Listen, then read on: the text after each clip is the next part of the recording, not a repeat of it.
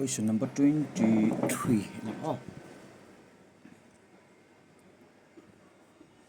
Question number 23 to 1. So yeah.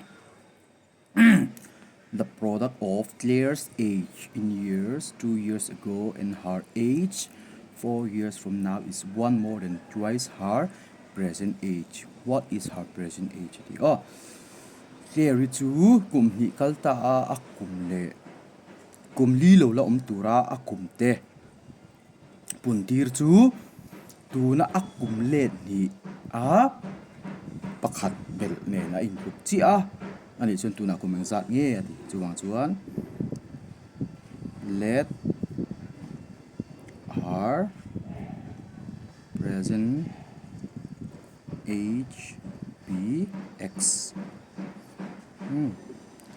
Yes. Tu na hian kum x ni ro se kan kita ni chuan question akan lut le a product chu puntir ti na nia enge ka puntir don mo enge ka puntir don chuan ka puntir tu chu question mun shin danin kum hi kalta a clear kum le kum li lo tura clear kum chu ti phot angai chuan tu na hian kum x ni chuan kum ni liam ta chuan kum ni pai mai tur ni so kan tianga kum ni liam ta a kum multiply product to multiply tiang kan da multiply sang nga lo bracket ti ka ta chun multiply ti na ni chuan her age 4 years from now tu na tanga kum li tura kum za chu x a hian 4 bel le meang kum li ka bel le me present age a 2 ka pa ya 2 years ago ni chuan a present age a 4 ka bel le me ni chuan a question kan chia la is one more ati chuan one bel tur ni khoi amo one ka berang ati chuan one ka bel na tur chu twice her present age ati tuna akum let ni a one bel ne nei fluk chi a ni di kha question kan nei ta ni chuan question kan chok nga x value ki kan zong nga clear kum sa chu kan that hi ai do ni all sum le to hi chu chuan hi ka chok chu zom do na bangin which implies katia x into x to x squared ania chuan x into plus 4 to plus 4x alonia minus 2 into x to minus 2x minus into plus 2 minus 4 times 2 to 8 equal to 2x plus 1 kan lo ni tani chuan like terms how kada form anga x squared plus 4x minus 2x bula hian hi ron pe chu minus 2x alonia minus 8 minus 1 equal to 0 ni tani chuan which implies kan tile a x squared 4x minus 2x minus 2x to 0 alonia ang cancel thei minus 2x le minus 2x to minus 4x nia 4x a 4x pai chuan 0 chu kan chuan le lama a minus 8 minus 1 to minus 9 x square minus 9 ron chuga chuan so dan sang om theya maro chu tin an chok kumani wangin x is equal to 9 ka tiang 9 to 3 square ni square in cancel thei poka ti pona ti thei poka x is equal to square root of 9 to plus 4 minus 3 kan ti 3 na mas minus kan man do no wangin x is equal to 3 tu na hian clear chu kum thum ani tian chu sorry mu thei thôi em ka lo thei te ka lo son lo wa therefore present age of Claire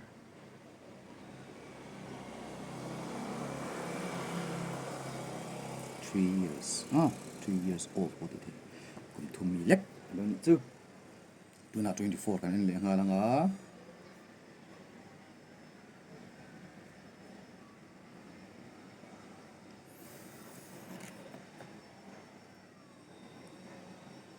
question number 24 chuan the sum of the reciprocals of Thomas' ages in years 3 years ago and 5 years from now is 1 by 3. Find his present age. Masapera chuan azo na kha kan zik phetanga let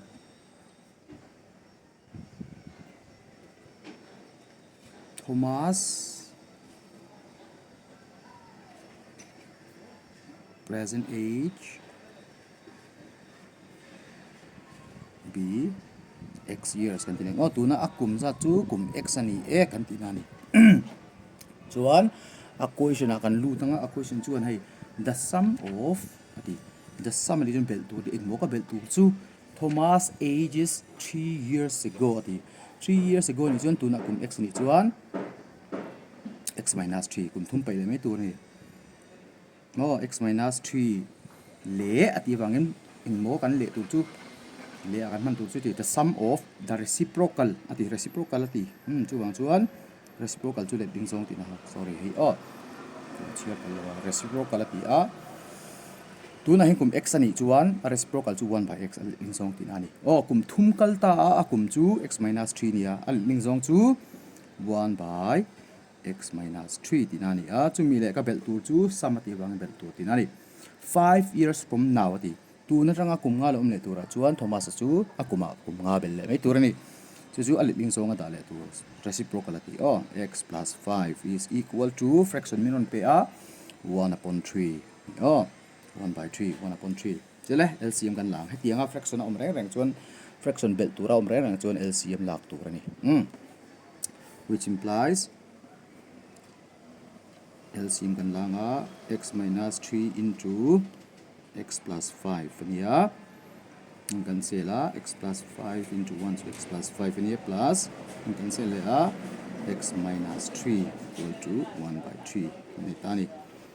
chuan chung kan chok pa in ho kan chok na X le X in ana wangin 2X nia 2X kan ya 5 le 5 3 pai chu plus 2 ron le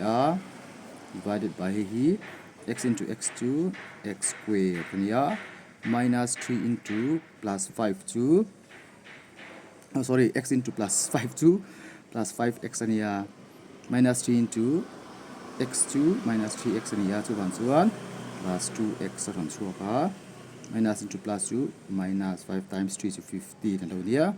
1 by 3 tiang ka cross multiply don ni hi lo split thot lo to split thei pan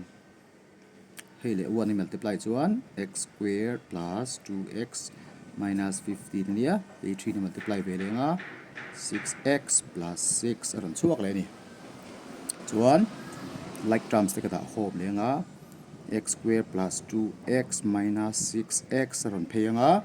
minus 15 minus 6 equals to 0 ni kan chok ke le don ni chuan 2X 6X ipai chuan minus 4X chuaka minus 15 minus 6 kan chaw chuan minus 21 ron chuak tu ni 21 chuan kan split don ta ni splitting the middle term hangin chaw ngai ta number pa hi multiply 21 apaya 4 to 7 times 3 X squared minus 7X plus 3X minus 21 equal to 0 X common X into X minus 7 plus 3 common X minus 7 equal to 0 which implies X plus 3 into X minus 7 equal to 0 tian factor kan ni ve chuan 0 kan chanti ve don ni either tianga X plus 3 is equal to 0 or X minus 7 is equal to 0 don ta ni chuan which implies X plus 3 equal to 0 to X2 minus 3 ti ania hi kum hi minus in ani thei wangin kan le tanga or X minus 7 to X is equal to 7 hi kan la don ni therefore present age of Thomas akum chu